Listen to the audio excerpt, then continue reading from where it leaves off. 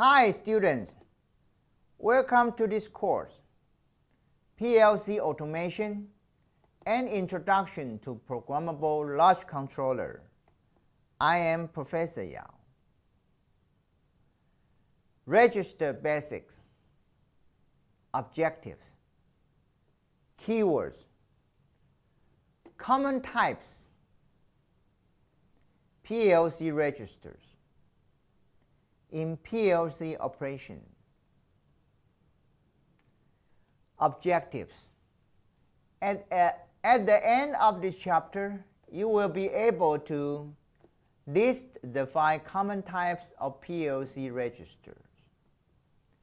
Describe the function of each of the 5 register types. Describe how each of the 5 common types of PLC register is used in PLC operations. Introduction. The keywords: auxiliary commands, timers, counters, core functions. Provide temporary storage of data, instruction, and information. We have explored general programming procedures and more specifically the programming of on-off inputs and on-off outputs. Furthermore, we have looked at auxiliary commands and functions and then have created a ladder diagram for a process problem. It is now time to move on to timers and counters, 2 core functions available with all PLCs. An introduction to registers, memory locations that provide temporary storage of data, instructions, informations, and what the particularly relevant numerical values associated with timer and counters. This chapter is meant to provide only an introduction to the subject. General characteristics of register. The keywords: microprocessors, accumulated or accumulator registers, data registers, index registers, condition code registers, scratch pad registers, instruction registers. Within the PLC CPU, registers are found in 2 locations. The microprocessor has internal registers, most of which are not directly accessible by the user. These registers, 4, 8, 16, or 30 bits wide, depending on the microprocessor, help the control and the arithmetic and the logic unit within the processor to carry out their tasks.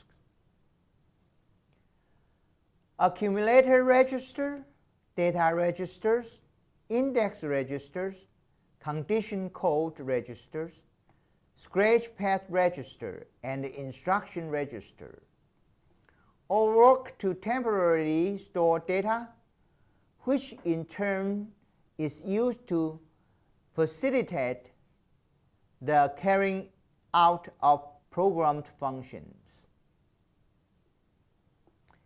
In addition to this internal register, the CPU's RAM also contains slots that are designated to hold variable information.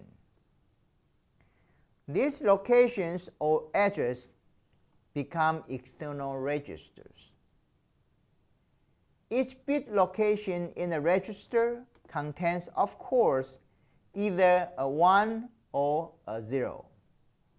You can observe register contents on a VDT by calling up the register on a keyboard.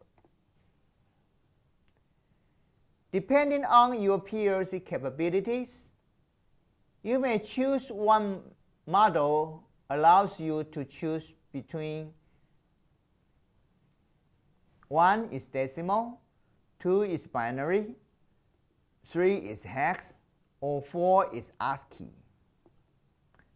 Other possibilities are octal and the special codes unique to the system being used. Registers are usually designated using prefix followed by numbers.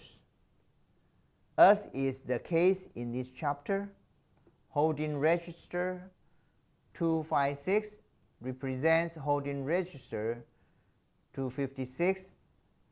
OG2 represents output group register number 2. One model of PLC has register address 901 through 930 assigned to timers and counters only.